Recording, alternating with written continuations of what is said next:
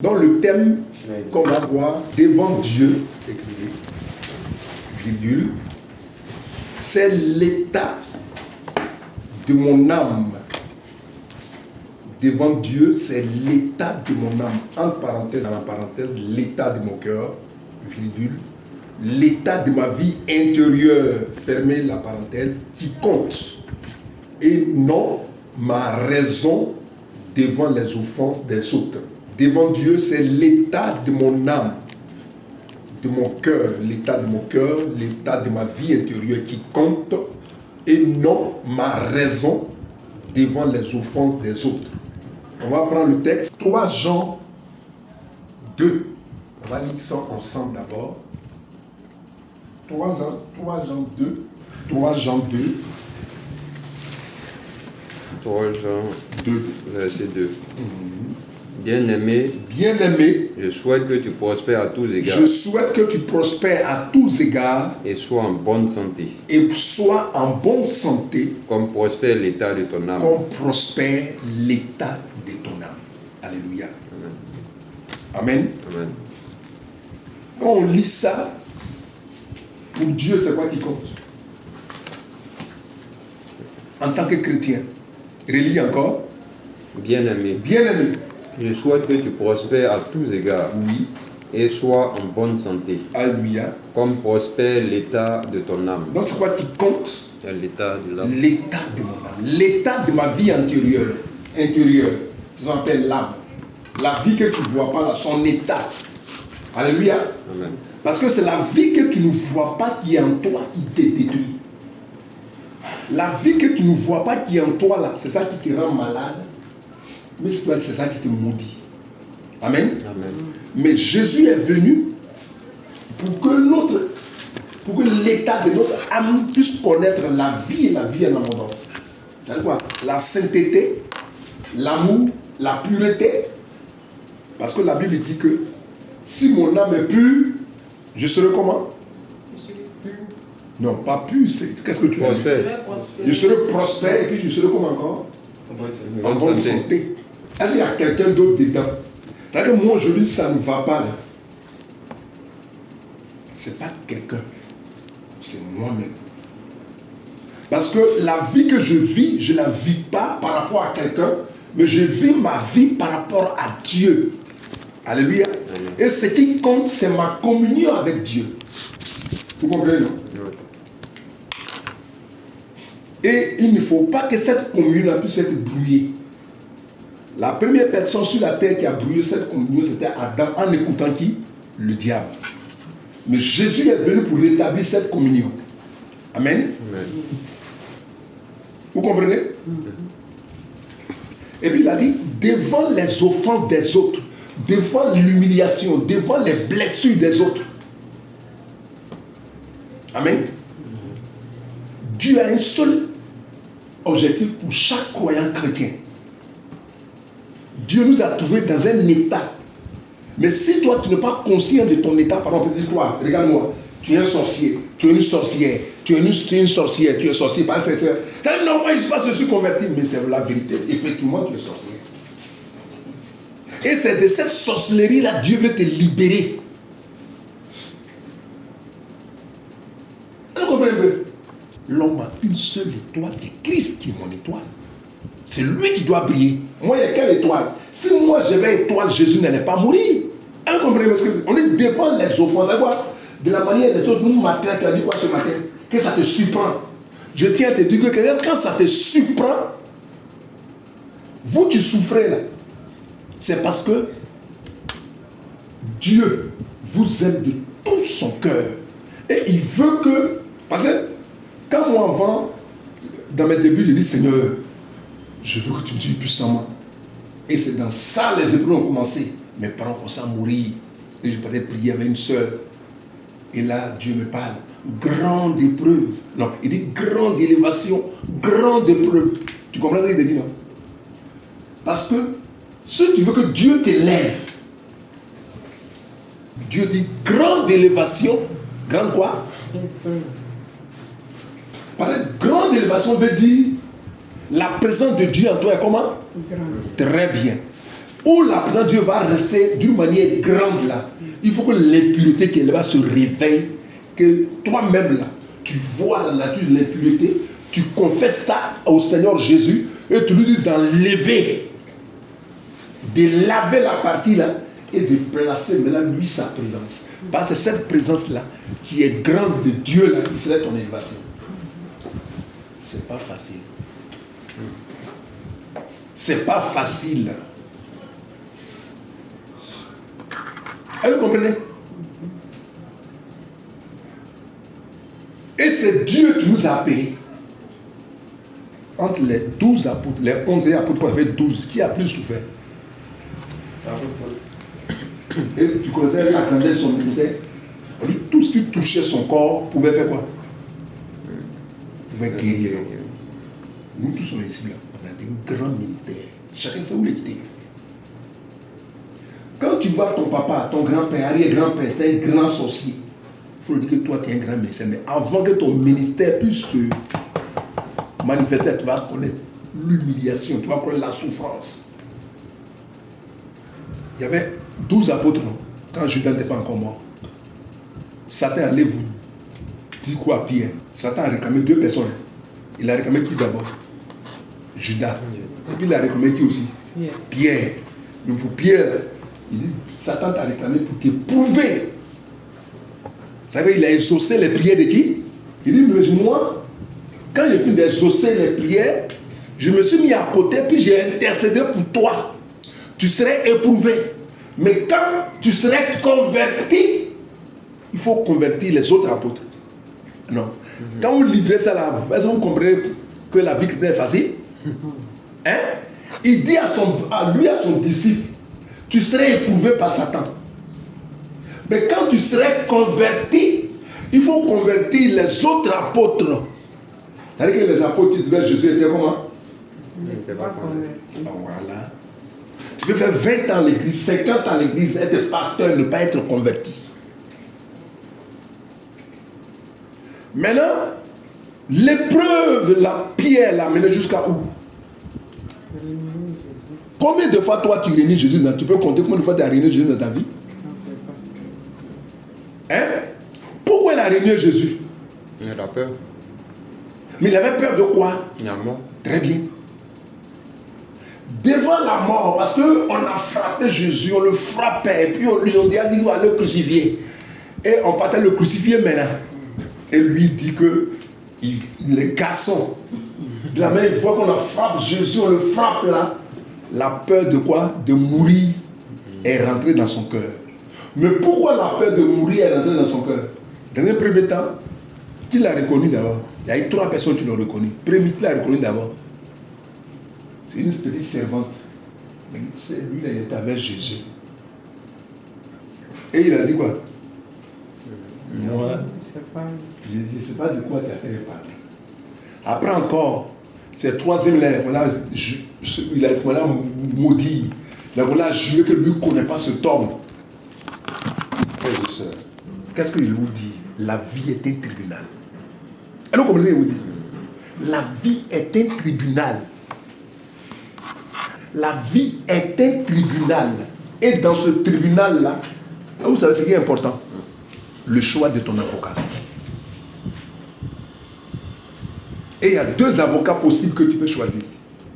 Mais pas en même temps. Le premier avocat, on est né avec. Le deuxième avocat, c'est Jésus. Le premier avocat, c'est qui? C'est ta raison. Tu peux choisir ta raison comme avocat.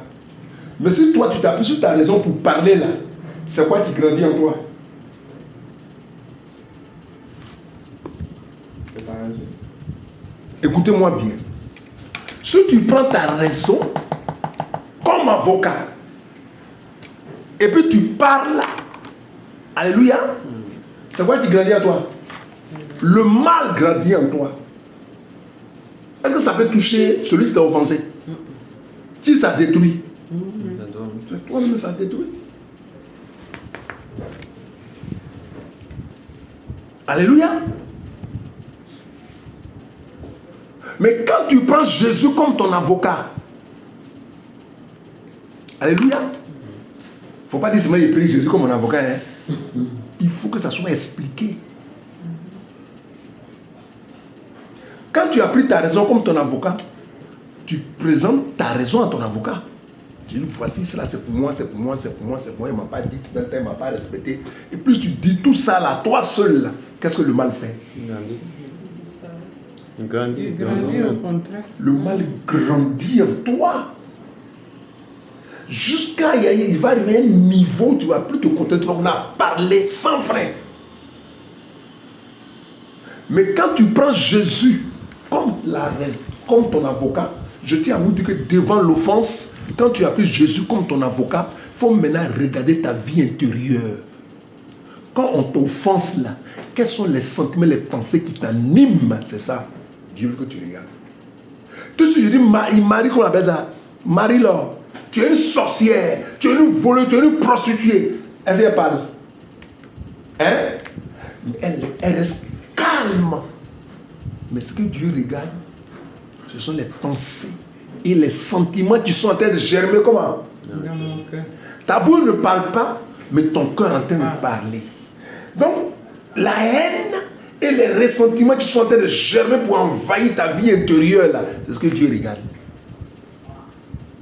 Parce que quand tu es chrétien, ta vie intérieure, ton cœur, ton âme est devenue temple de Dieu. Et toi, ta responsabilité, il ne faut plus laisser ce temple-là dans la souillure.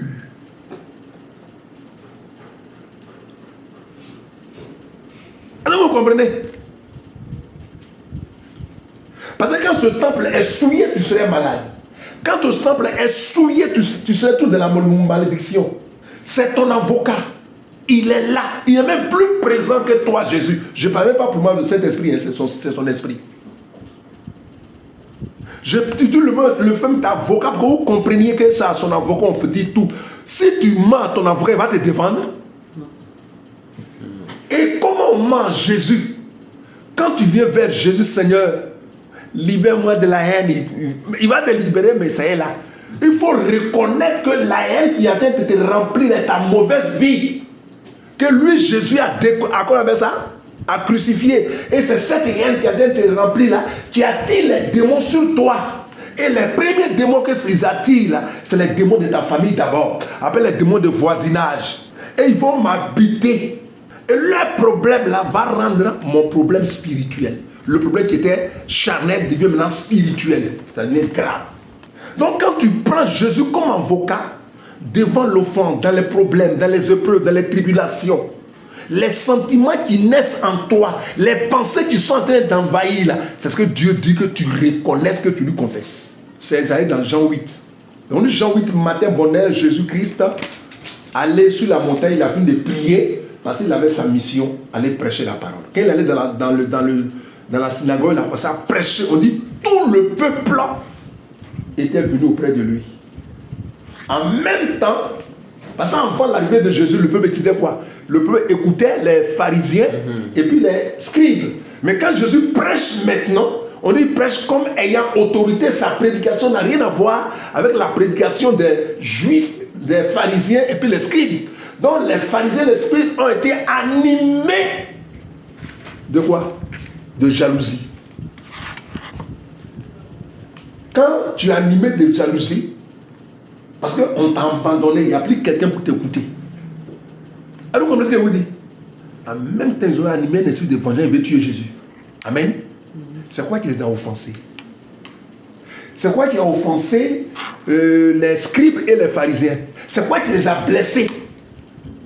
En fait, qu'on ne les écoute plus autant qu'avant. Oui, c'est la prédication, le ministère de Jésus. Vous comprenez, non? Le ministère de Jésus les a offensés.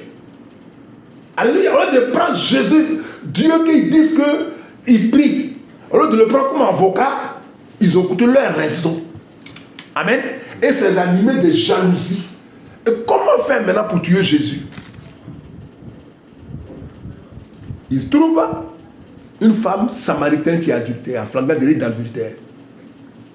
Où ils ont attrapé, c'est comme s'ils ont attrapé la femme à Yopougon. Est-ce que la loi a dit, si vous attrapez quelqu'un qui est adultère, de le drainer jusqu'à où? Pour l'envoyer au tribunal? Non, lui, où tu l'as trouvé, ils l'ont pris, ils sont venus devant Dieu, Jésus. Moïse dit dans la loi que Si on attrape une femme qui est adultère, celle on l'a attrapée, elle est adultère, toi tu dis quoi? Et Jésus a dit, qui de vous? Il n'a pas dit qu'il n'a jamais péché. Hein. Il dit qu'il n'a pas de péché, il n'y a pas S à la fin. Quand j'étais le premier la pierre, on dit que c'est le docteur de la loi, le souverain sacrificateur d'abord, c'est lui qui avait le premier. Après, les autres ont suivi. Tous les grands là sont partis, les scribes sont partis, les pharisiens sont partis, il est resté maintenant les suiveurs. Oui, mais si les grands n'ont pas l'appliqué, c'est pas nous. Et tous sont partis. Et puis la femme est restée avec qui? Et je lui ai dit, quels sont ceux qui t'ont condamné? Ils ne t'ont pas tué. Je dis, moi non plus, je ne te condamne pas. Est-ce que ce n'est pas la mission de Jésus? Jésus est venu pourquoi? Pour condamner ou bien pour faire quoi? Pourquoi vous souffrez? Ce matin, chacun va parler. L'homme doit prendre conscience, dans chaque situation, quels sont les sentiments qui te remplissent. C'est ça Dieu regarde. Quelles sont les pensées qui te remplissent? Mon frère, on n'a qu'à t'insulter, on n'a qu'à te maltraiter. Ça vient d'où? Toutes ces choses-là. De l'extérieur. Dieu est où? À l'intérieur. Amen. Donc Dieu que tu portes en toi, le Christ, et puis l'homme de Dieu qui a été insulté là, est-ce qu'ils ont la même valeur? Non. Il a même dit que tu es son quoi? Temple. Tu es sa maison. C'est-à-dire que désormais, toi, Marie-Laure, ce corps ne t'appartient plus. Marie-Laure, quand tu pries comme ça, tu parles à Jésus, il va te remplir de haine ou bien d'amour. C'est pas facile. Jésus qui est Jésus là, est-ce que c'est facile quand on va à la croix? Il dit, Père, je n'ai pas d'échanger le jouet. Il faut repousser un peu. Je vais mourir, il faut repousser un peu. Ça veut dire que ce n'est pas facile. Ce n'est pas facile de sacrifier sa raison. Mais Dieu dit, si tu deviens chrétien, porte ta croix. Et ta croix que tu portes, c'est ta raison. Tu dois être sacrifié. Marie-Laure, combien de fois tu as sacrifié ta raison? Non, tu n'as pas sacrifié ta raison. C'est-à-dire que ce qui est important, que vous devez comprendre aujourd'hui, quand tu deviens chrétien, ce qui compte là, c'est quoi? Qu'est-ce qui se passe dans ton cœur quand on te blesse? C'est ce que Dieu demande. Alors tu vois ce que je dis? Parce que si tu as vu que dans la blessure là, c'est les offres, c'est la haine qui naît, c'est la colère qui naît, c'est quoi on appelle la jalousie qui naît, convoitise qui naît. Tout ce que toi tu marches à pied plat, tu vois ton ami est même âge, il est dans la voiture. Quel sentiment qui t'anime? Hein? Si ça sort net, dit Seigneur Jésus, il est ton avocat, il a connu toi. Non, Seigneur Jésus, la vie que tu as crucifiée là, en train de germer en moi. Parce que cette vie-là, il a crucifié, ça se trouve en enfer. Si toi, tu considères ta raison, ta manière de voir, ta manière de juger, ta manière de comprendre, la vie que Jésus a crucifiée remonte à la surface. Il faut prendre le contrôle de ta vie intérieure et diriger ta vie. Diriger ta santé, diriger toutes tes affaires. C'est pourquoi la Bible dit la mort agit en nous et la vie agit en vous. Nous là, on est tous livrés à la mort à cause de Jésus. On nous humilie. Tous les gens de ce monde là marchent avec la raison comme leur raison comme avocat. Mais nous les chrétiens, qui avons compris que ce qui compte pour nous, c'est la purification du temple. Et c'est Dieu qui utilise les moyens. C'est pas moi, c'est Dieu qui utilise les moyens. Parce que c'est Dieu qui sait comment il va m'utiliser. Alléluia. Dieu qui sait quand mon troisième arrière-grand-père, c'est Dieu qui le connaît. C'est Dieu qui connaît sa vie. Frères et sœurs, tant que tu ne prends pas Jésus comme ton avocat, tu ne connaîtras jamais la liberté et la délivrance. Tu veux faire des efforts, tu vas faire des échecs. Mais quand tu as pris Jésus comme avocat, chaque fois que tu parles avec Jésus vers la fin, là, il te remplit de quoi? Tout ce que tu vas demander. D'un premier temps, pour que tu t'adresses à Jésus, c'est parce qu'il y a une blessure d'abord. Outrage, tribulation. Vous comprenez ce que je vous dis? Mésentente, incompréhension. Tous ces paroles que je viens de citer nous remplissent de quoi? Maïla, ça nous remplit de quoi? Quand ça te remplit de colère, c'est colère qu'il faut regarder. Que ce soit moi, que ce soit lui, ça soit ta camarade, ta voisine qui t'insulte, qu'est-ce que ça réveille en toi? C'est Marie-Laure qui a été crucifiée. Mais c'est quand la vie l'a quitté, la présence de Dieu l'a quitté là. Tout ce que Dieu a donné là, il n'y a plus de... C'est plus important pour lui. Parce que celui qui fait l'important, c'est la présence de Dieu en lui. Celui qui nous donne la vie, on est important, c'est Christ. Et Christ, là, il est ta vie, c'est ce que la Bible nous dit. Laisse-le grandir. C'est pas toi, mais c'est Dieu qui crée les occasions. Est-ce que Job savait qu'on a le temps, Dieu a de le prouver? Hein? Est-ce que Job savait? Job ne savait rien. Débat qui était au ciel là-bas entre lui et Satan, est-ce que Job savait ça? Non. Le souverain sacrificateur, dans Jérémie 40, les deux là, quand Satan le condamnait là-bas dans le tribunal céleste, est-ce que tu savais ce qui se passait? Non. Mais Jésus était là. Il dit, lui là, c'est un tison que j'ai arraché du feu.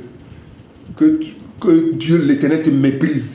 Que l'Éternel te réprimande. Que l'Éternel te réprimande. Que lui là, c'est un tison que j'ai arraché au feu. Satan s'est tué. Il dit, mais enlevez-moi Abyssal là sur lui. Quand ils ont enlevé l'Abyssal, il dit, mettez vêtements blancs. Quand il a fini de mettre vêtements blancs, il dit, mettez maintenant couronne sur sa tête. Ça dit quoi? Dans un premier temps, il a reconnu qu'il y a Abyssal d'abord. Il dit, enlevez. C'est-à-dire que si je reconnais que tu es en train de m'insulter là, c'est vrai, ça m'humilie, mais c'est pas ça qui est important. Qu'est-ce que ça crée en moi? Si je reconnais que c'est de la haine là, c'est ça qu'on doit enlever en toi d'abord. C'est ça que tu dois présenter. Quand tu finis, là, il dit, mets tes vêtements blancs, tu dis au Seigneur, nettoie-moi, lave-moi, remplis-moi de ta présence, remplis-moi de ton amour, remplis-moi de ta grâce, remplis-moi de ta paix, de ta joie, remplis-moi, Seigneur, de ta bienveillance, pour que l'homme même que tu es en train d'utiliser, pour que je puisse passer par la purification, là, que je puisse l'aimer, je ne vais pas le haïr. Après, tu lui dis, remplis-moi de ta présence, révèle-moi de la puissance du Saint-Esprit, pour que je sois un digne témoin de l'évangile sur la terre. Mais si je prends ma raison comme avocat, je deviens un juge unique. C'est-à-dire qu'au lieu de prier, au lieu d'intercéder, faire quoi? Je défends ma cause, rempli de condamnation. Donc vers la fin, jusqu'au soir, j'ai migraine, j'ai palu, tension. C'est pas ça? Mon petit, est-ce que tu comprends ce que je dis? Et puis tout est bloqué dans ma vie. Hein? C'est Dieu qui le dit. Dieu dit aucun homme ne peut rester devant l'offense, devant l'outrage. Voici pourquoi. Attends. Qu'est-ce que Jésus a connu? On dit l'ignominie. C'est que offense même là, c'est offense, hein? Mais dernier degré. L'homme que tu as créé, il te déshabille nu. Et puis il crie sur toi comme si tu es un voleur. Écoute-moi bien. Toi qui es saint, en toi-même, il n'y a même pas péché. Et puis on dit que tu es un pécheur. Il n'y a pas péché en toi. Et ce n'est pas que c'est dans la maison qu'il te parle, mais publiquement. C'est toi qui dis, toi, fais souvenir sacrificateur. C'est toi-même qui l'as élu. Manger, c'est toi qui lui donnes. L'argent, c'est toi qui lui donnes. La vie, c'est toi qui lui donnes. Et il te frappe. Il dit, donc quand te crucifier, on a mis même un brigand là, il dit, libérez le brigand, lui, là, il dit qu'il meurt. C'est une petite blessure. Hein? Mais pourquoi Jésus-Christ il a montré ça jusqu'au dernier degré? C'est pour dire que ce qui détruit le monde, ce sont les blessures que nous recevons des autres. Satan s'est senti offensé devant Jésus-Christ au ciel. Amen. Maintenant, Dieu va démontrer une sagesse qui va bouleverser le monde. Il dit, vous là, c'est de l'injustice. Parce que toi qui as raison devant les hommes, c'est toi qui payes le pot cassé. C'est pas ça? Non, je vais vous montrer comment vous allez résoudre vos problèmes. Entre moi et Adam, vous les hommes, c'est moi Dieu qui ai raison. C'est pas ça? Lui là, tu lui dis de changer, il ne changera pas. Tu lui dis de ne plus faire, il va faire encore. Donc, je viens et je meurs. Désormais, portez votre croix. Si on te blesse, meurs. Là, tu cours. Et après, on va faire jugement. Un homme qui est mort, là, il y a jugement. Hein? Ça va, vous voulez tellement de jugements. Pourquoi vous mourrez vrai. Parce que quand tu acceptes le jugement qui est tombé sur Jésus, tu le prends comme ton avocat. Non, quand tu as pris comme ton avocat, la première chose que tu vas lui dire, Seigneur, l'homme que tu as tué à la croix là, l'acte que je suis en train de subir vient de le réveiller dans toute sa gloire. Et pourquoi je m'adresse à toi ce matin? Adam, tu as parlé à ta raison, mais tu as parlé à Jésus. Donc déjà même, lueur de joie va naître en toi. La colère déjà, à l'enfer, tout le monde gratte la tête parce que tu n'as pas choisi leur voie. Tu as choisi la voie de Jésus-Christ comme ton avocat. Il nous a montré dans Zacharie entre les deux, on va lire ça après. Il dit, enlevez quoi d'abord? Le vêtement sale. C'est-à-dire que les sentiments de colère, les mauvaises pensées là, confesse ça à Jésus, pas celui qui peut enlever ça. Il n'est pas dit pensée positive. On dit ne pense à ce qui est bien. C'est pas ça. Reconnais le vêtement sale. Celui qui est mort, c'est Jésus. Adresse-lui que c'est toi seul qui peux ôter. Pas celui Jésus qui a dit, les anges, ôtez-lui ce vêtement sale. C'est encore Jésus qui a dit, porte-lui le vêtement blanc. C'est encore lui qui a dit, mettez couronne là sur sa tête. Ça veut dire quoi?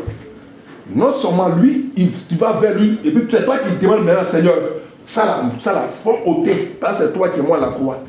Maintenant, prends ton sang là, nettoie mon cœur, nettoie ma vie intérieure. Après, il faut réclamer un vêtement blanc. Amour, paix. Quand tu écoutes ta raison, ça te remplit de haine, de mauvaises pensées. Or, où c'est rempli là, c'est la maison de Dieu. Voyez, toi, ton péché, tu as sué le temple. Lui, il t'a insulté là. Lui, son temple est sué depuis. Il n'a même plus bien. Donc, comme il est venu vers toi en injure, alléluia, tu ne veux pas savoir que Dieu veut te prendre pour le sauver. Parce qu'il t'a insulté, il t'a blessé. Tu ne veux pas savoir que c'est toi que Dieu veut utiliser pour qu'il soit sauvé. Adam, Jésus est venu en amour non, contre ses frères juifs. Il en fait quoi? Allez, donc crucifié seulement. Ils sont venus l'attraper d'abord à 5 h du matin. Ils l'ont chicoté, quand le coup moins 1. Et après, ils l'ont envoyé chez Pilate. Amen. Quand ils l'ont envoyé chez Pilate, Pilate dit, comme Pilate là, il est païen, Dieu parle à sa femme, dit à ton mec, lui il est innocent. Il a qu'à lever sa mère. Il dit, ah moi je veux le libérer. En même temps, écoute-moi bien, c'est le souverain sacrificateur, les sacrificateurs, ce n'est même pas les lévites. Ils ont prié, crucifié. Jésus est mort parce que le monde était centré et déchiré. Alléluia. En souffrance les uns les autres. C'est vraiment important que le choix de ton avocat, ta vie dépend du choix de ton avocat. Si tu as choisi ta raison, tu auras une mauvaise vie, une bonne vie. Mais si tu choisis Jésus, il va te transmettre sa vie. Il va te transmettre sa gloire. À partir de toi, il va manifester son ministère. Ce que je vous dis, quand les gens disent, et quand vous voyez les pasteurs qui disent, Saint-Esprit, amène-le-moi, ça n'existe pas. C'est toi qui vas utiliser comme témoin. On est temple, on est maison. Quand Dieu arrive dans ta maison qui est toi, ta vie intérieure, il faut qu'il arrête ça d'abord. Il nettoie, il lave. Et puis il met les rubans blancs dedans. Puis lui vient s'asseoir maintenant pour travailler. Quand quelqu'un te parle, je tiens à vous dire que les actions, les mauvaises actions qui nous surprennent là, c'est ça qui sont les chemins de gloire. Ce que je vous dis, c'est des choses que j'ai expérimentées. Jésus est réel. Il est tellement réel. Il dit, rentre en communion avec moi. Vous savez ce que ça veut dire, non? Communion veut dire quoi? C'est-à-dire que tous tes petits problèmes là, partage ça avec moi. N'importe quel. Même si c'est 1 h du matin, il est 2 h du matin, je suis là auprès de toi. Parle, je vais exécuter. Zacharie, on dit c'est Zacharie. C'est Zacharie 3. Zacharie 3, tu vas lire à partir du verset 1. Zacharie, chapitre 3, à partir du verset 1, tu lis. Zacharie 3. Oui. À partir du verset 1 jusqu'au verset 5. Ok. Voilà. C'était Zacharie qui est le prophète. Donc c'est à lui que Dieu va montrer la vision. Vous savez quoi? Le souverain sacrificateur, il est allé prier, intercéder pour le peuple où? Dans le lieu très saint. Amen. Amen. Alors qu'il rentre toujours, on rentre dans le lieu très saint une fois par an. On rentre là-bas avec quoi? Avec le péché du peuple. Amen. Amen. Pour aller plaider leur cause devant Dieu. C'est pas ça? C'est ça. Or, quand toi tu rentres ici sur la terre, Satan de l'autre côté là-bas pour t'accuser. Il parle. Toi qui pries ici, lui, il est là-bas pour t'accuser. Alléluia. Amen. Lis. Zacharie 3, verset 1. Oui. Il me fit voir Josué, Oui. le souverain sacrificateur, Continue. debout devant l'ange de l'Éternel, Continue. et Satan qui se tenait à sa droite pour l'accuser. Continue. L'Éternel dit à Satan, que l'Éternel te réprime, Oui. Satan, Continue. que l'Éternel te réprime, lui qui a choisi Jérusalem. Continue. N'est-ce pas là un tison arraché du feu? Oui. Or Josué était couvert de vêtements sales. Vous comprenez, non? Or, Josué était couvert de vêtements sales qui représentent tous les péchés du peuple d'Israël. C'est un souverain sacrificateur. Amen. Amen. Donc, quand on t'offense, tu es dans une situation difficile. Amen. Amen. Dans la parole, il n'y a pas de solution. Quels sont les sentiments qui t'animent? La tristesse, la colère. Très bien. La tristesse, la colère, la déception. Tu es découragé de la vie. Tout ce que je viens de citer là, ça représente quoi? Les vêtements sales. Et c'est à cause de ces vêtements-là que la situation ne change pas. Il faut que ces vêtements quittent d'abord. Ça ne suffit pas. Quand tu dis à Jésus d'enlever ses vêtements, tu deviens comment? Devant lui. Tu es habillé, on t'a déshabillé, tu deviens comment? Nu. Non, il faut qu'il te réhabille. Ça ne suffit pas. Il met la couronne. C'est pas glorieux. C'est glorieux. Tout ça simplement, c'est de reconnaître puis parler à lui. Que tu gênes pas. Comprends sa parole, mets ça en pratique. Toi-même, tu as rendu témoignage. Or Josué était couvert de vêtements sales. Oui. Et il se tenait debout devant l'ange. Continue. L'ange prenant la parole, dit à ceux qui étaient devant lui, ôtez-lui les vêtements sales. Ôtez-lui les vêtements sales. C'est comme je dis que parce qu'on dit à chaque offense, mais chaque outrage, il y a des sentiments qui se manifestent en toi. Nous, est-ce qu'on regarde ces sentiments-là? Non. Nous regardons quoi? Notre raison. Alors que quand tu regardes ta raison, les sentiments qui sont nés, ils vont t'envahir maintenant. Si tu as encore ta raison, ils t'envahissent. Ils vont sortir de toi, puis remplir maintenant ton aura bien l'atmosphère spirituelle. Quand ils ont envahi l'atmosphère spirituelle, ton problème devient spirituel. Quand ils t'envahissent l'atmosphère spirituelle, ils attirent les démons pour que ça devienne comme forteresse. Ils font tout, mais rien ne bouge. Qui à la base, c'est toi. Même s'il y a un sorcier que tu vois dans la nuit, il n'a rien à voir là. C'est toi qui l'as appelé. Allez, vous comprenez ce que je vous dis? Nous, les enfants de Dieu, on a Christ. La vie éternelle comme notre force, comme notre vie, notre puissance. Elle se dit avec. Et là où se trouve Christ, là, aucun ange loyal ne peut rentrer. Eux sont des gars de corps. Mais là où se trouve un esprit de colère, de ressentiment, là, beaucoup de démons peuvent rentrer là-bas. Parce que quand tu n'es pas avec Jésus, tu deviens prostitué des esprits impurs. Ça veut dire que ce n'est pas un qui va rentrer, mais plusieurs esprits impurs vont rentrer. Tu te demandes, mais pourquoi ma vie ne va pas de l'avant? Pourquoi mes trucs ne marchent pas? Pourquoi je ne peux pas faire des économies? Ça dépend des esprits qui t'habitent. C'est toi-même qui as ouvert la porte. Parce qu'un jour, ou bien des jours, tu avais raison. Et tu as compté sur ta raison. Jésus avait raison. Dieu avait raison. Mais c'est Dieu qui est mort. Toi, tu ne veux pas mourir. Alors qu'il t'a dit, porte ta croix. Maintenant qu'il est ressuscité, que le Saint-Esprit, qui est son esprit, est arrivé, il te dit, porte maintenant la mort de Jésus. 2 Corinthiens 4, après le verset 10 à 12, il porte la mort de Jésus pour que la vie de Jésus aussi se manifeste en toi. Toi qui es vivant, c'est toi qui es chrétien. Sur la terre, les gens qui sont vivants sont les chrétiens. Ce sont les chrétiens qui sont vivants. Les païens ne sont pas vivants. Et toi qui es vivant, chaque jour, tu es livré à la mort à cause de la vie de Jésus. Et si tu écoutes ta raison, voici les merveilles de Dieu, les promesses de Dieu que tu détruis dans ta vie. La vie de Jésus ne peut pas se manifester. Et la vie qui a fait souffrir Jésus à la croix là, la vie de la condamnation, la vie de la malédiction, la vie des problèmes là, ça te dirige. Tu dis le pasteur n'est pas fort. Ce n'est pas le pasteur qui n'est pas fort. Mais c'est ta raison qui te fatigue. Alléluia. Alléluia. Amen. Vous voyez, toi quand tu es là, toi seul, tu penses à ta vie. Oui Seigneur. Depuis que j'ai eu 10 ans, je ne connaissais pas tout ça. Donc, j'ai toujours choisi ma raison comme mon avocat.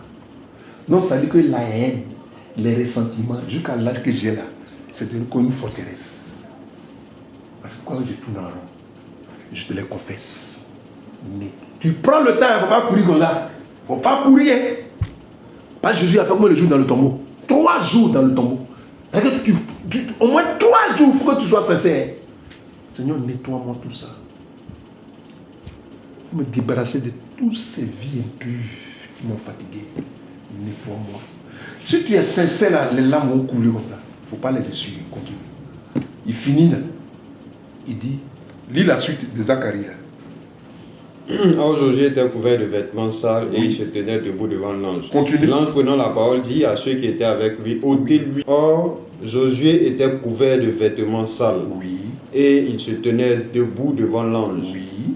L'ange prenant la parole dit à ceux qui étaient devant lui, Oui.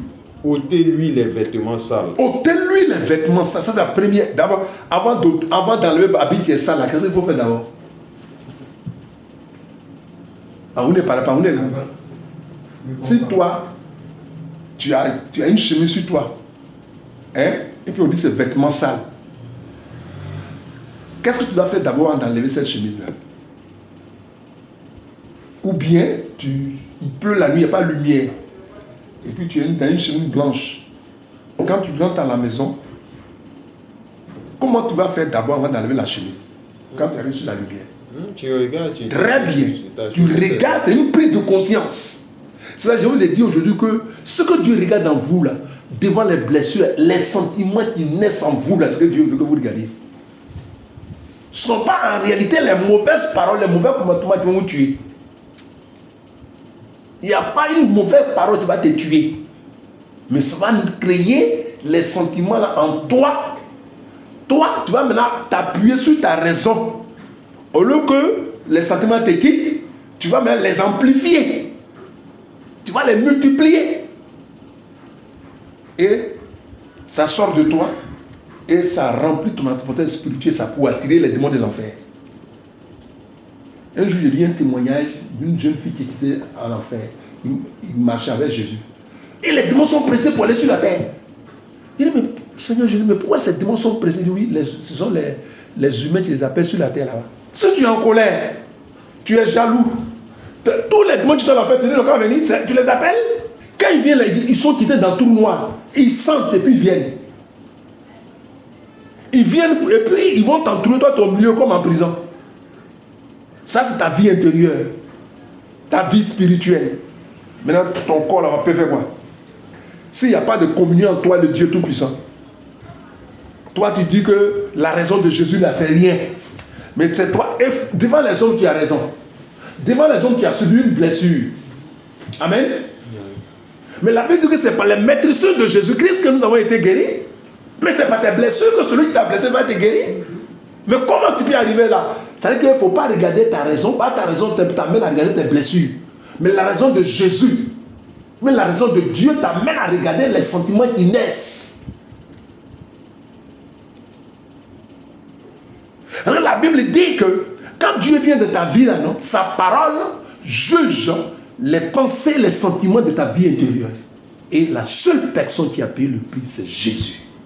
c'est lui qu'il faut apprendre. Ce n'est pas faire de substitution. Ce n'est pas faire de penser à des bonnes paroles. Non. C'est de reconnaître que tu es souillé. Donner à Jésus seul. C'est lui qui a payé le prix. Quand tu prends Jésus comme avocat, tu deviens un intercesseur, un homme qui prie. Mais tu ne pries plus pour prier. Continue de lire. L'ange, prenant la parole, Oui. dit à ceux qui étaient devant lui, Oui. ôtez-lui les vêtements sales. Continue. Puis il dit à Josué, vois, je t'enlève ton iniquité Oui. et je te revêts d'habits de fête. Tu comprends, non? Il dit, je t'enlève ton iniquité. Ça veut dire quoi? L'injustice. Parce que quand on te maltraite, alléluia, si tu écoutes ta raison, ça va t'aveugler. Parce que quand on t'a maltraité bien, on t'a fait du mal, c'est le mal qui germe en toi. Parce que ce que l'autre a sémé en toi là, c'est ça qui naît en toi. Vous comprenez ce que je vous dis? On parle de vêtements sales, et puis il dit, je t'enlève ton iniquité. Je dis, c'est l'offense qui permet que le chemin qui nous permet de connaître Jésus. Le prophète Ésaïe. Allons dans Ésaïe 6. Ésaïe 6. Ésaïe 6, lis après le verset 1. Ésaïe était prophète, c'est-à-dire quoi? Il était déjà au service de qui? De Dieu. Mais il était comment? Il était impur. Chaque fois que tu acceptes de coopérer avec Jésus, pour reconnaître l'impureté, il vient de se réveiller. Et tu lui confesses, là, Jésus, là, sa présence augmente un peu. Si par exemple, on t'a maltraité 1000 fois par jour, et pendant 1000 fois, tu as reconnu les impuretés qui sont réveillées en toi, et puis tu as envoyé Jésus-Christ, 1000 fois, tu as été purifié, 1000 fois, tu as été lavé, 1000 fois, Jésus va te remplir. C'est-à-dire que lui qui a été maltraité 1000 fois et qui a reconnu ses impuretés et les a confessées 1000 fois à Dieu, et toi, durant toute la journée, on ne t'a même pas offensé. Entre vous deux là, qui connaît Dieu? Qui connaît Dieu? C'est lui qui a été offensé. Toi là, tu crois que tu marches dans l'affaire de Dieu. Mais Dieu là, tu le connais au bout des lèvres. Au lieu de voir le souverain sacrificateur qui? Josué. On va voir maintenant un prophète. Il s'appelle Ésaïe. Amen. Amen. Lis, on va voir. Ésaïe 6. Oui, il n'y a pas le verset 1. L'année de la mort du roi Osias, Oui. je vis le Seigneur assis sur un trône très élevé. Il dit l'année de quoi? La mort du roi Osias. Osias, il était tellement fan de Ésaïe. Parce que c'était un puissant prophète. Mais toi, tu es un prophète. Et puis le roi d'Israël, c'est ton camarade. Elle dit, tu cherches Dieu encore. Mais c'est Dieu qui savait que les souillures d'Ésaïe se sont réveillés. Ésaïe ne savait pas. Donc, qu'est-ce que Dieu va faire? Il va enlever son roi. Le roi est mort. Ton bras, mon corps, le roi, je te donne tout, vient de mourir. Ésaïe passait tout son temps avec quoi? À pleurer, à pleurer, à pleurer, à pleurer parce que le roi est mort. L'homme qui a la parole, qui a les visions, il n'a pas vu la mort du roi. On n'a même pas dit que le roi était dans le péché. Mais le péché du roi, c'est qu'il empêchait quoi? Ésaïe de voir Dieu. Quand Dieu l'a enlevé, Ésaïe n'a pas vu Dieu pour le moment. Il a commencé à se lamenter sur la mort de quoi? C'est là maintenant, pleurer là. Dieu l'aime. Il ouvre ses yeux. Pourquoi toi, tu avais pleuré un roi sur la terre, mais dans le ciel, tu es en train d'adorer le roi des rois. Donc, lis. Ok. Donc, l'année de la mort du roi Osias, Oui. je vis le Seigneur assis sur un trône très C'est-à-dire qu'on dit élevé. l'année de la mort du roi Osias, les gens ne vont pas comprendre. Parce que lui, il a travaillé, il a fait 60 ans de ministère. Il est le prophète qui a duré sur terre. Et il a travaillé sur 4 rois. Et ce roi-là, c'est le roi qui l'aimait beaucoup. Dieu l'enlève. Comment on sait qu'il a pleuré? C'est par le premier prophète, le dernier juge qu'on a su ça. Samuel. Samuel était le dernier juge, le premier prophète en Israël. Et quand le roi qu'il a oint, qui est Saül, est mort, il a pleuré pendant 1 mois. Ou bien, c'est quand Dieu l'a rejeté même. Quand Dieu l'a rejeté, il pleurait. C'est là que Dieu est venu lui dire, essuie tes larmes là. Je vais t'envoyer dans une famille, tu vas me convaincre un roi. Parce que ça fait 2 fois que Saül rejette ses paroles. Il de tuer tous les peu les rois, il n'a pas tué. Lui-même, il s'est consacré. Tu vois? C'est vrai. Donc ça fait que le prophète Samuel pleurait. Dieu lui dit, essuie tes larmes. Et puis je vais t'envoyer dans la famille d'Isaïe, toi, oindre David comme roi. Et quand il allait oindre David, vraiment ça l'a fortifié.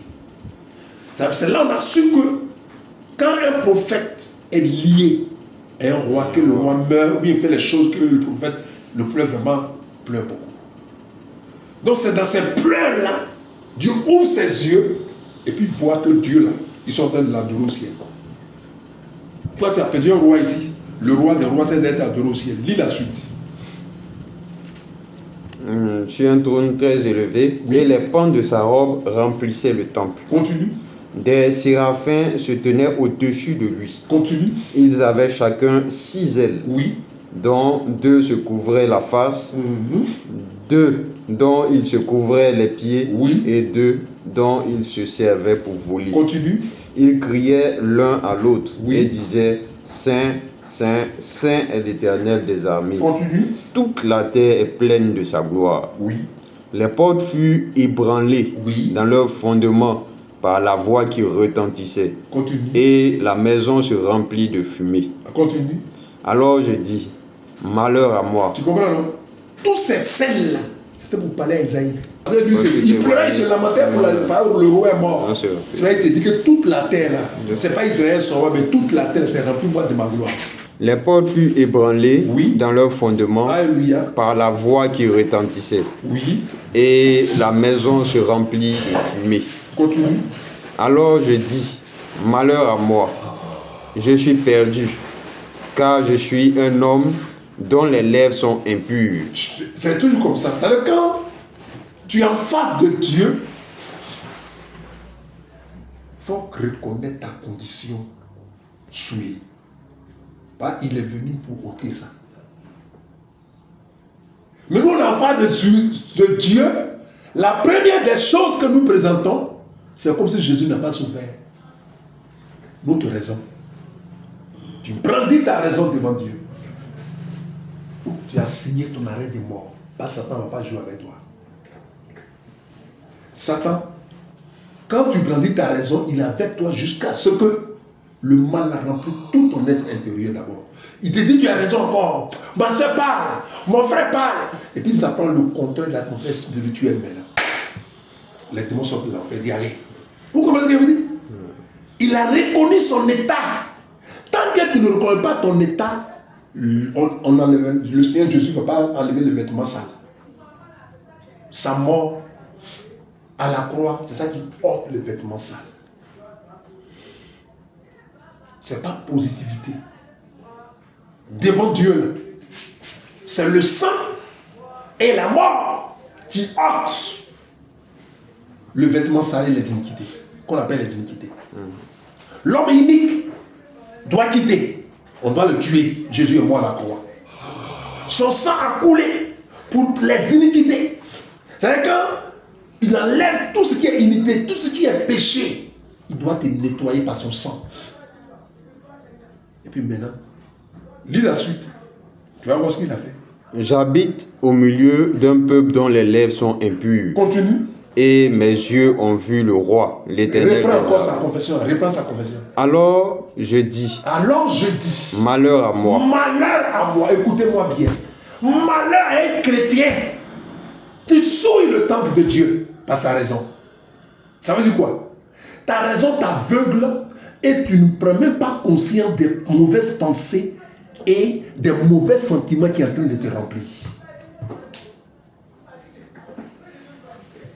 Tu attristes le Saint-Esprit, tu le tais, il n'y a plus de lumière. Tout est devenu froid en toi, mais c'est les champignons qui vont, non seulement dans ton corps, là, dans ton sang, c'est les champignons maladies qui vont mettre, et maintenant, dans tes affaires, ce sont, qu'on appelle ça, la malédiction. Tu dis il faut jeûner, mais est-ce que quand Dieu t'a placé dans des conditions de l'ignominie, dans les conditions d'épreuve, d'adversité, d'outrage, est-ce que tu as reconnu les sentiments, les mauvaises pensées qui étaient en train de souiller le temple de Dieu que tu étais? Alors je dis, malheur à moi, je suis perdu, car je suis un homme dont les lèvres sont impures. Alléluia. J'habite au milieu d'un peuple dont les lèvres sont impures. Alléluia. Et mes yeux ont vu le Pourquoi il roi. pas des lèvres impures? Par exemple, parler de lèvres impures, ça veut dire que les paroles sont sorties de sa bouche. Est-ce qu'on a dit les pleurs, les trucs, est-ce qu'on a dit ça dedans? Non. Mais quand tu écoutes, tu sais, quand le roi est mort là, il y a beaucoup de choses à dire à Dieu. Pourquoi tu as pourquoi tu as fait ça, Seigneur, c'est lamenté. Et ça qui parlait à Dieu. Après, Dieu lui a montré sa gloire. Comment les séraphins sont en train de l'adorer. Les séraphins qui sont des anges de gloire ne peuvent même pas regarder Dieu, les yeux de Dieu. Je crois qu'ils prennent les ailes qui fait comme ça. Et puis leurs pieds. Et puis maintenant c'est glorieux. Lis la suite. Elles sont impures. Et mes yeux ont vu le roi, l'Éternel des armées. Continue. Mais l'un des séraphins vola vers moi, Oui. tenant à la main une pierre ardente Oui. qu'il avait prise sur l'autel avec des pincettes. Continue. Il en toucha ma bouche et dit, ceci a touché tes lèvres. Alléluia. Ton iniquité est enlevée Alléluia. et ton péché est expié. Vous comprenez, non? Quand tu acceptes le Seigneur Jésus qui rentre en toi, qui devient ta vie, tous les péchés qui sont en toi, devant Dieu n'ont plus de valeur. Mais c'est toi qui vas leur donner la valeur. Mais devant Dieu, là, il ne va plus te condamner. Mais toi, si tu n'es pas enseigné, tu prends ta raison. Et c'est ta raison-là, maintenant, tu vas les fortifier en toi. Alors que Jésus est là. Il est ta vie. Il fallait le reconnaître comme ton avocat, comme ta vie. Et la source de ta vie. Et par lui, des péchés que lui a déjà détruits, qui sont quoi? Qui ont commencé à germer. Parce que l'offense était comment? Grave. Et je ne sais pas si on le fond, mais on dit même les fardeaux, les besoins que tu as payés, il n'y a pas de solution. Tu fais ici, ça ne fait pas. Qu'est-ce que ça crée en toi? La chose la plus précieuse pour un enfant de Dieu, c'est qu'un jour là, c'est que Jésus puis il est devenu temple. Temple de Dieu. Donc il faut faire quoi ce temple? Il faut garder ça pur. Et là, c'est la même chose propre. Et cette propriété-là, c'est la présence de Jésus. Lui, toi, ta responsabilité, c'est de veiller. Tu ne peux pas empêcher la sueur de naître. Ou tu ne peux pas empêcher. Il faut que je vous dise ça maintenant. Mais tu peux reconnaître et confesser à Jésus. Reconnaître et confesser à Jésus. Toi, ta responsabilité, c'est de reconnaître qu'il y a poussière et puis nettoie. Parce que tu es le temple de Jésus-Christ. Celui seul qui est digne de régner dans ta vie intérieure. Là, il prend le contrôle de ta vie extérieure. Santé et prospérité. C'est pas glorieux? Glorieux. On toucha ma bouche. Oui. Et il dit, ceci a touché tes lèvres. Oui. Ton iniquité est enlevée. Alléluia. Et ton péché expié. Continue. J'entendis la voix du Seigneur disant, oui. Qui enverrai-je? Dieu avait une mission qu'il devait donner à quoi? Au prophète Esaïe.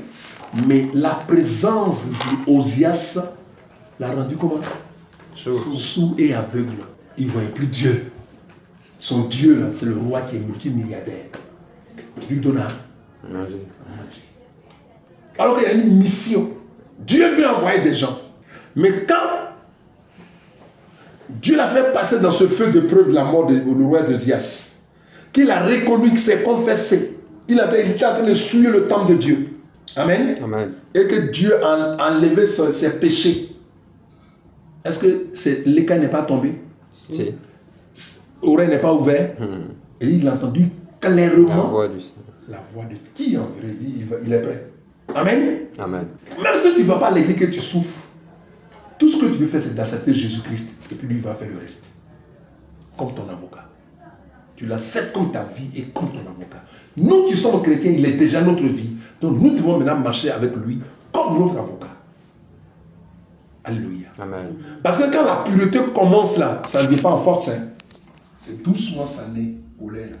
Et puis quand ça naît, et puis le moment où ça tout naît sans toi, c'est quelqu'un voit ça. Qui voit ça? C'est toi seul qui en es. Mais si tu as appelé ta raison comme avocat, les gens vont voir ça dire, tu ne sais pas, tu vas devenir furieux. Mais quand tu prends Jésus, quand vous causez dans la chambre qu'on appelle secrète, quand les gens te voient, tu rayonnes de joie, d'amour, de santé, de prospérité. Même on te donne 1000 francs, tu peux devenir multimilliardaire avec ça parce que tu as la sagesse de Dieu. Tout ce que tu vends marche. Parce que Jésus règne en toi. Tout pour que Jésus règne. Reprends le verset 4. L'ange prenant la parole dit à ceux qui étaient devant lui, ôtez-lui les vêtements sales. Puis il dit à Josué, vois, je t'enlève ton iniquité et je te revêts d'habits de fête. Continue. Verset 5, je dis, qu'on mette sur sa tête un turban pur. Continue. Et il mit un turban pur sur sa tête. Continue. Et il lui mit des vêtements. Oui. L'ange de l'Éternel était là. Amen. Vous voyez, non? Tout ça, c'est... Ça nous amène à prier. Vous voyez, on lui a mis des vêtements, des rubans purs sur sa tête et tous ces trucs-là. C'est que tu reconnais ton iniquité. C'est que moi je fais au Dieu. Qu'est-ce que ça fait en toi? Mon mauvais caractère, de la manière que tu m'adresses, ça fait quoi en toi?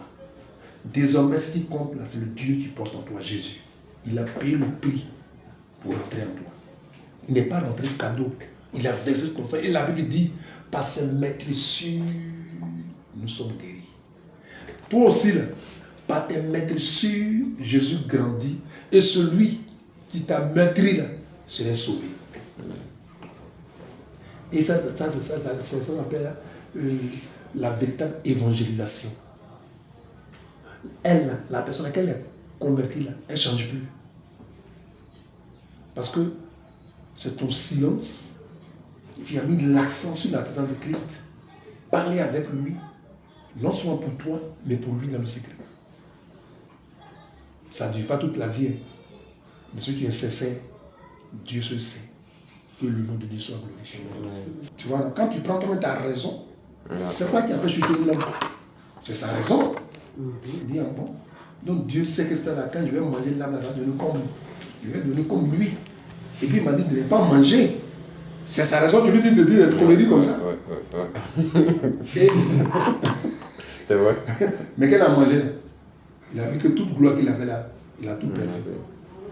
C'est-à-dire que même si on t'offense, que tu n'étais pas encore appuyé sur ta raison pour ruminer, tu étais en bonne santé, tu as un peu de gloire. Mais quand tu t'appuies sur ta raison, que tu rumines, tu dis mon frère. Tu sais que l'homme, quand il a raison, il s'en fout de tout ce qui est impureté. Or que Dieu te dit, ta raison te fait quoi? Qu'est-ce que ça crée en toi? Alors que tu vas t'en rendre compte longtemps après. Toutes les maladies ça a créé, tous les blocages que ça va envoyer, tu ne vas jamais savoir que c'est ta raison qui faisait ça. Pourquoi Jésus est venu pour mourir. Et il dit que on doit faire très attention parce que c'est aussi par nos maîtresses qu'on peut évangéliser. Amen. Amen. Romains 1, verset 28. Écoutez bien ce que Dieu va nous dire. Romains 1, 28. 28 jusqu'à 32.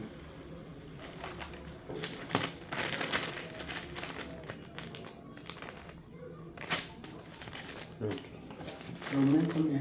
1, 28 à 32.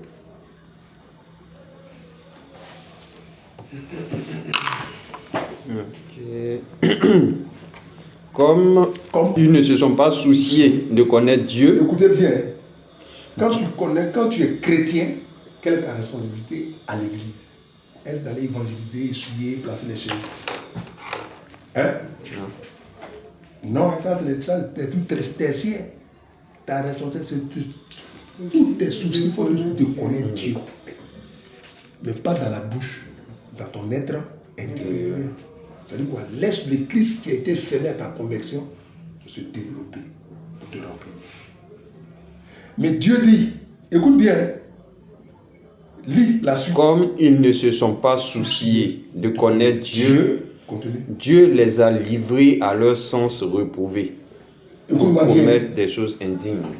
On dit Dieu a fait quoi? Les a livrés à leur sens reprouvé. Donc tu crois que c'est Dieu qui est Dieu, tu crois que Dieu est méchant? On dit Dieu les a livrés. Dieu n'est pas méchant. Prenons dans le jardin d'Éden. Qu'est-ce que Dieu a dit à Adam avant d'aller au ciel? Il dit, si tu manges, tu me désobéis, tu mourras. Ma vie te quitte. C'est-à-dire que c'est la vie de Dieu qui nous garde. C'est quand ça nous quitte, c'est comme si c'est Dieu qui t'a livré. C'est ce que tu veux là, tu veux ta raison, non? Donc lui, il te quitte. Oui, ta raison va te conduire. C'est quand ta raison va te conduire jusqu'à tu te fais rempli de mauvaises vies et puis les démons arrivent maintenant. C'est comme s'ils sont quelque part et puis ils te téléphonent. Écoute ta raison. Écoute ta raison. Il ne faut pas laisser quelqu'un bafouer ta vie. Pas quelqu'un t'humilier. Et puis toi tu écoutes son tu écoutes moi. Et c'est leur puissant. Parce que ça, c'est le Satan qui a mis ça dans Adam. Adam était soumis à la raison de Dieu. Donc quand Dieu quitte, qu'est-ce qui se passe? Donc, comme ils ne se sont pas souciés de connaître Dieu, Oui. Dieu les a livrés à leur sens reprouvé Continue. pour commettre des choses indignes, Continue. étant remplis de toute espèce d'injustice. On dit à quoi? Remplis. C'est-à-dire que si tu écoutes ta justice, ta propre justice, mais ta propre raison, d'abord, commençons par la colère, bien la haine. La haine fait quoi? Germe en toi. Si tu continues d'écouter ta raison, ça monte. Tu continues, ça te remplit. Tu continues, ça te verse. Pour attirer les démons maintenant. Étant rempli de toute espèce d'injustice. Parce qu'ils ne se sont pas souciés de connaître Dieu, de prendre Jésus comme leur avocat. Et leur vie. C'est vraiment important. Continue. Donc, étant remplis de toute espèce d'injustice, de méchanceté, Rempli de quoi? de méchanceté, Est-ce que c'est un coup qui est rempli? petit à petit. Petit à petit. Et le robinet, c'est quoi? Qui te fait remplir de tout ça. La propre justice. Plus quand tu écoutes au début, c'est comme tu as ouvert. Tu continues, tu prends quand tu es rempli là tu dis, ça devient grave. Il dit, tout le monde t'énerve maintenant, tout le monde est contre toi. Là, ça va verser maintenant. Continue de lire. Remplis de toute espèce d'injustice, de méchanceté, de cupidité, de malice, plein d'envie. Écoute-moi bien, plein d'envie. Alors tu es rempli d'envie, continue. De meurtre, de querelle, de ruse, de malignité. Continue. Rapporteur. Tu as vu, non? Si tu ne veux pas te repentir pour prendre Dieu contre ton avocat, ton nom change. Tu deviens rapporteur. Ça veut dire quoi? Ça devient quoi? Ton caractère, ça marque directement ta destinée. Mon frère, le pasteur n'est qu'à se réveiller. Fais tous les prières du monde, rien ne va changer dans ta vie. Parce que ça, si tu veux être délivré, Dieu va t'envoyer quelqu'un qui va encore t'offendre. Et là, cette fille, elle va dire, arrête d'écouter ta raison. Prends Jésus comme ton avocat. Arrête d'écouter ta raison. Ça encore, ça ne marche pas. Il faut quelqu'un qui va venir rendre témoignage de sa vie. C'est ça qui va t'amener à changer de vie. Tu vas dire, moi aussi avant, j'ai écouté ma raison, ça m'a noyé. Mais quand j'ai arrêté ça, j'ai pris Jésus comme ma raison, j'ai commencé à prier parce que Dieu a fait pour moi. Et là, tu prends conscience. On dit le témoignage rend sage. Toi, ce n'est plus enseignement. C'est le témoignage qu'il te faut. C'est-à-dire les gens qui sont passés comme toi, et on les a enseignés. On les a donné d'abord on leur a donné des témoignages, puis on les a enseignés, et ça les a restaurés. C'est leur témoignage-là qui va te délivrer. Continue. Rapporteur, médisant, impie, arrogant, hautain, fanfaron, ingénieux au mal. On n'a pas dit ingénieux bien. On dit ingénieux, tu deviens ingénieux à faire le mal. Amen. Amen. Simplement que tu as pris ta raison comme quoi? Avocat. Tu dis, toi, qui va défendre. Je vous ai dit qu'au début, que la vie que nous vivons est un tribunal. Et ce qui est primordial dedans, c'est le choix de ton avocat. Soit tu prends ta raison comme avocat, tu es né avec cet avocat. Tu es né avec ça. Mais quand tu deviens chrétien, il y a un autre avocat que Dieu te donne. Il dit, lui là, je l'ai crucifié. Cet avocat-là, je l'ai crucifié. Avec tout son staff. Mais prends le nouveau avocat Jésus-Christ, il va t'aider. C'est pas facile de mailler là.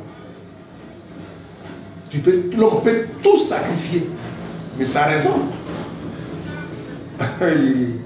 Or, si tu refuses de sacrifier ta raison, c'est ta raison qui va te tuer. Rebelles à leurs parents. Rebelles à leurs parents.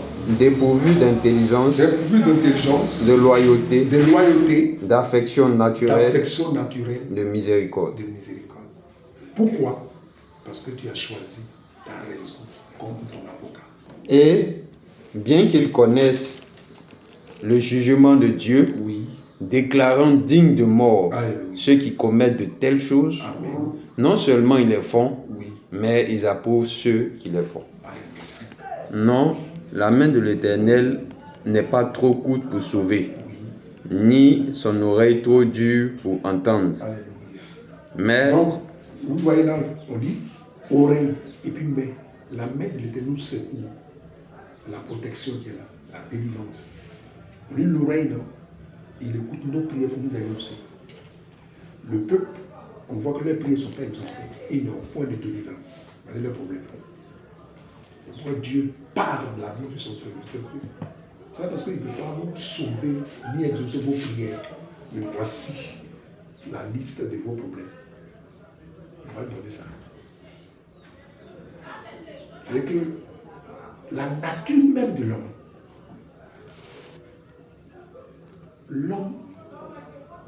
ne peut pas pardonner. Les gens se disent, moi, il t'est pardonné. Selon les Écritures, le verdict que Dieu a donné sur le cœur de l'homme ne peut pas pardonner. L'homme ne peut pas aimer. Surtout, l'homme qui l'a blessé. Ça, c'est notre caractère. À nous tous. Lis. non, la main de l'Éternel n'est pas trop courte pour sauver, Oui. ni son oreille trop dure pour entendre. Continue. Mais ce sont vos crimes Au crime. qui mettent une séparation entre vous et votre Dieu. Oui. Ce sont vos péchés qui vous cachent sa face Continue. et l'empêchent de vous écouter. Oui. Car vos mains sont souillées de sang Oui. et vos doigts de crime. Continue. Vos lèvres profèrent le mensonge. Oui. Votre langue fait entendre l'iniquité. Oui. Nul ne se plaint avec justice.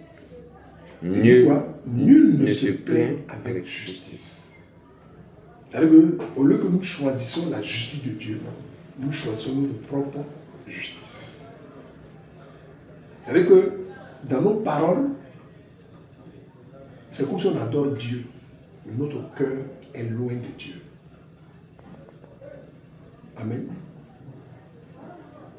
Continue. Chacun s'appuie sur sa raison pour parler. Alors qu'on a vu que quand tu t'appuies sur sa raison, ça veut quoi? Le mal est rendu. Donc ça veut dire que le peuple qui est devant Dieu, tu les vois dire des bons adorateurs, alors leur cœur rempli de mauvaises choses. Parce qu'ils avaient raison quelque part. Avant Dieu dit qu'il faut te prier là, c'est mensonge. Ouais. Parce que tu pries bien, tu m'adores, alors que ton cœur est rempli de ressentiments.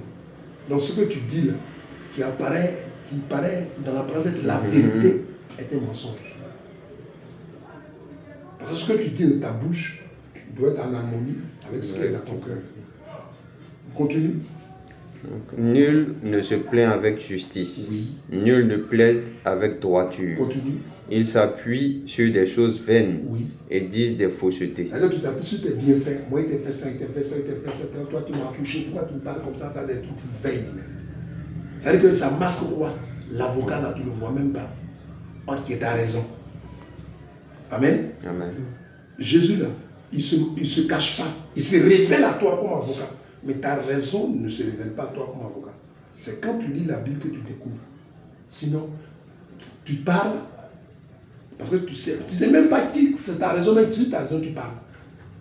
Jésus lui se présente avant d'être ton avocat. Il ne se cache jamais. Continue de lire. Ils conçoivent le mal et enfantent le crime. On dit quoi? Ils conçoivent le mal et On a enfantent vu ça le ici. crime. Quand je m'appuie sur ma raison pour parler, le mal fait quoi à moi? On grandit. Ça grandit jusqu'à ce que je l'accouche. Il ne sort pas. Hein. Si le mari, je l'ai conçu, je l'ai accouché, le mal, elles ont le voit. Le mal, c'est quelque chose que tu as accouché qu'on ne voit pas, il y a comment? Invisible.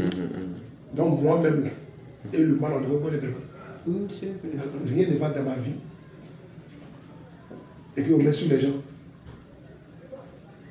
Je me suis appuyé sur ma tour, j'ai conçu le mal. Moi, le monde est un. Si je conçois le Christ, moi et Christ, on ne devrait pas les personnes. Hein? La personne que tu conçois, c'est Marie. Toi, tu as fait un enfant. Quand ton enfant, dans ton ventre, vous ne mangez pas même chose. Alors, et puis ce que l'enfant mange, c'est ton sang. Tu as mangé galette, mais cette galette, il part dans la bouche de l'enfant. Ça devient du sang pour que ça va chez lui. Ça devient de l'oxygène. Tu as conçu le mal. Si une femme enceinte, qui le gouverne? C'est son bébé qui porte en lui. Si une femme est mal couchée, tu ne vas pas dormir la nuit. Donc, c'est si tu as conçu le mal là, c'est le mal qui va te diriger. Et pourquoi? J'insiste, nous devons faire très attention à ce qui se passe dans notre cœur. Continue. Ils couvrent des œufs de basilic et ils tissent des toiles d'araignée. Oui. Tu es conscient des mauvaises pensées qui sont en train de germer en toi. Parce qu'on t'a maltraité. Parce qu'ils ont dit des choses que ton cœur ne veut pas. Tu es conscient de ça. Si tu es chrétien, tu es condamné, tu es conscient que tu es le temple de Dieu. Que ton corps ne t'appartient plus, ton esprit ne t'appartient plus, ton être ne t'appartient plus. Ça appartient à Jésus. Nous avons été coupables et infidèles envers l'Éternel. Oui. Nous avons abandonné notre C'est-à-dire Dieu. que nous les chrétiens, on a souillé le temple. Alors qu'en Israël, tu vas souiller le temple de Dieu. C'est la colère de Dieu que tu appelles sur le peuple, sur la nation. Et nous, on souille le temple de Dieu, ça ne nous dit rien. Pourquoi? Parce qu'on a raison. Conçu et médité dans le cœur des paroles de mensonge. Continue. Et la délivrance s'est retirée. Oui. Et le salut se tient éloigné. Continue. Car la vérité trébuche sur la place publique. Continue. Et la droiture ne peut approcher. Continue. La vérité a disparu. Et celui qui s'éloigne du mal est dépouillé. Continue. L'Éternel voit d'un regard indigné qu'il n'y a plus de droiture. Oui. Il voit qu'il n'y a pas un homme. Il s'étonne de ce que personne n'intercède. Alléluia. Alors son bras lui vient en aide Oui. et sa justice lui sert d'appui. On s'arrête là. Il dit, alors son bras lui vient en aide et ce bras c'est Jésus-Christ. C'est-à-dire que tu as vu de verset 1 jusqu'au verset 15, aucun homme ne peut se détacher de sa raison. On dit ta raison, tu ne peux pas te détacher de ça. C'est avec ta raison que tu fais tout. Et Dieu a vu que ça fait souffrir l'humanité. Et il a envoyé Jésus pour nous sauver. Et il nous a sauvés. Amen. Amen. Vraiment que Dieu nous bénisse.